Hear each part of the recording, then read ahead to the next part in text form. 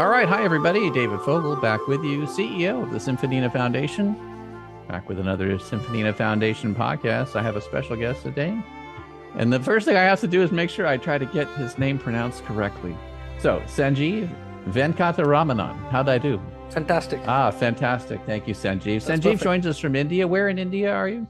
I'm from Chennai, south of India.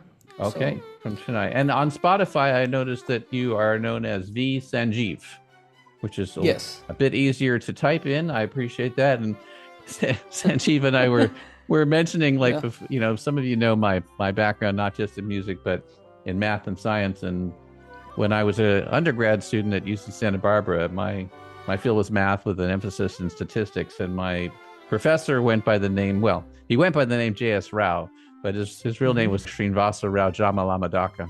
So I appreciate the challenge that Indian composers or anybody has when you have a long name. It gets challenging just because of the length of the name, but we're very happy to have you here. You have an album that's submitted for Grammy consideration this season called Wings of Gold, a Symphonic Thillana in Hamir Kalyani. And it's submitted in 4 categories. It's an orchestral piece, but it's submitted in 4 categories of global music performance, music video, arrangement, instrumental or a cappella, and also instrumental composition.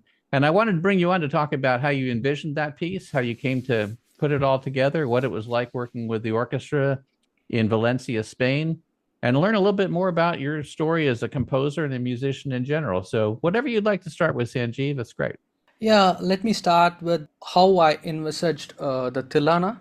So basically, are you aware of what a Thillana is? Let's assume that I think it has something to do with dance music, or dances in general. But let's assume our audience has absolutely no idea. Fine. Okay, Thillana is a particular style of composition in South Indian Carnatic music. So I practice that kind of music, which is from south of India. It's called Carnatic music. So the northern music, you should be aware that it is Hindustani music. Mm-hmm. So there are two forms of music from India, which is Carnatic music from the south and Hindustani from the north. Okay, Thillana is a style of composition that is typically used for dance performances. As far as Carnatic music is concerned, generally it is lyrical, very, very lyrical. So you have a lot of thousands of compositions, or maybe 10,000s, which are based on lyrics. So you don't have many instrumental, I would say near zero, instrumental compositions per se. Mm-hmm. They are all based on the concept of ragas. Mm-hmm. Raga. So raga is nothing but a melodic abstraction. So you have numerous ragas. I mean, countless. Nobody knows how many ragas are. You can create your own raga. So what I thought was I wanted to create an instrumental repertoire for Carnatic music. That's my vision. Okay. Right. Start by creating compositions like this Thillana, and I have a few compositions that I composed a few years back, similar compositions in different ragas. So I wanted to incorporate ragas, blend them with a symphony orchestra, because I'm really fond of the Western Symphony Orchestra. The sound of the orchestra just mesmerizes me. So I wanted to get the best of both the worlds, merge them, and create or present a unique form of music. That's my intention. And you've done it. So congratulations. Yeah. It's beautiful music. I really appreciated it. It's one of the reasons I sought you out to have you on our program. One of the things I think you've done, one of the things you've done, I think, is bring in some traditional instruments as well as Western instruments. Can you tell us a little bit about the instrumentation that you did, and maybe mention some of the people who were the featured performers? Sure. So the instruments, basically, I wouldn't call the main instrument. The instruments used are solo violin, which I have played the solo violin in that, and a solo flute, and the mridangam, which is the percussion instrument. That is a very, very important instrument in Carnatic music. So typically all music performances in Carnatic music, they go with the vocalist or a particular instrumentalist with the mridangam. Mridangam is a very, very important component in Carnatic music performances, and that's you have a the other percussive instrument, if I know it percussive, correct. double-headed kind of a double-headed drum. Okay. So you have the highs and the lows, high on one side and the lows on the other side, and it's also pitched. And so these are the traditional Carnatic instruments that I have used. Violin is not Carnatic, but it was taken from the Western. So about 200 years back, it came to, Before that, some other instruments were used for Carnatic performances. Okay. Of course, I have used the brass section. I have used the strings section of the Western orchestra, and also the woodwinds. Woodwinds, like I have used clarinet, oboe, the flute, bassoon also. Yeah, bassoon is there. And I have also used a contrabassoon and a bass clarinet in this. Okay. All right. Yeah. And I have used the string section, and brass instruments I have used horns, trumpet, and trombone. So when you're choosing an orchestra to work with, and you chose the Valencia Orchestra, how did you go about making that selection? Okay, so I already did one project about in 2021 with them, with the same orchestra. The song's name it's a 3-minute song. I created that song for my daughter. Oh, nice. So yeah, I initially wanted that song to be an instrumental piece, and my friend heard it and said it's really beautiful, and we have to make it a song. So I got my friend to write the lyrics, and he sang it. Oh, well, that's great. That's okay. Yeah. And so there are two persons. My friend got his friend to write the lyrics, and he sang it. So it worked out well, and I recorded the orchestra from Chennai using online Zoom. I was going to ask you about that, whether you do everything remotely. We have a lot of experience with the Symphonina Foundation recordings, working remotely with Budapest Scoring Orchestra, for example. So I was just curious how your experience was. In this piece, I went to Valencia because my son actually did one of his semesters at Berklee College of Music in Valencia during December. So I went there. Recorded this with that Valencia Orchestra, and all three of us came back. Yeah, okay. So it sounds like your son is following in your footsteps a bit then. Yeah, he's totally into music, but he's not into Carnatic music. He's completely into jazz fusion and all. As long as he enjoys what he's doing, I'm completely fine with it. Let's talk about your journey. How did you get started in music? Yeah, so I started learning music when I was 7.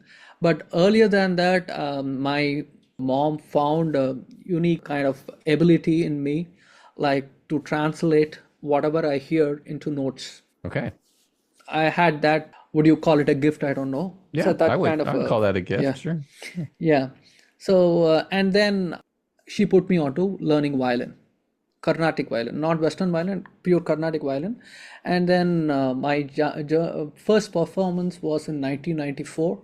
So 1994, since then, I've been a Carnatic performer since then. In the year 2015, I should say I really got bored of what I was doing. Yeah.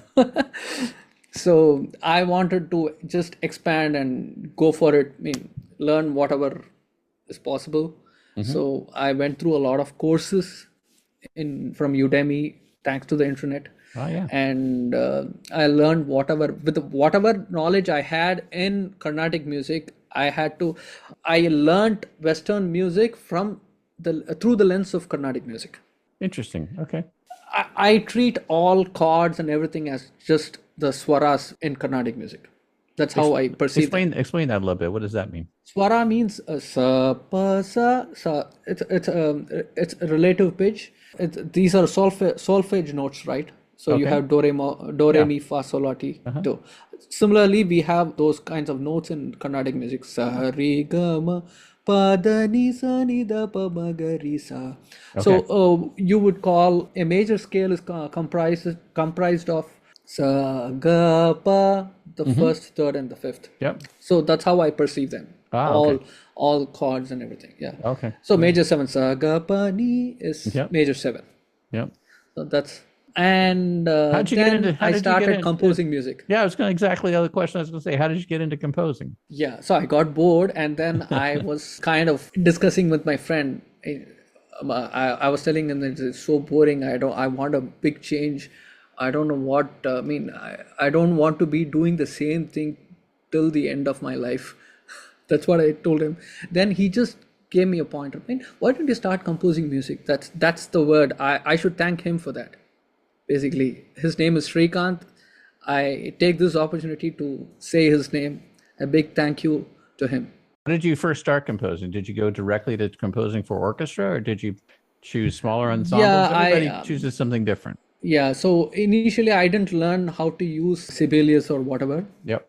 So what I could hear orchestral music in my head. So what I did was I used an Excel sheet. I divided that into cells, different equal size square cells, and then the rows will be the instruments, and the columns. Each column will have a note. Wow. Them. Okay. And I wrote the Indian notes, sa re ga ma there, and then I try to match whether they match. Do they sound good or do they clash? And all those kinds of things. I evaluated that, and then slowly I composed an entire piece like that, and you can listen to that piece. I think it's there on Spotify. It's called Balahamsa in Symphony. Okay, that's it. So let me ask you a direct question. Did you invent that method of putting the composition together in that grid form yourself? That's right. I mean, it takes some brilliance to come up with something different, even if you abandoned it and go back to the standard thing. I appreciate the brilliance in that.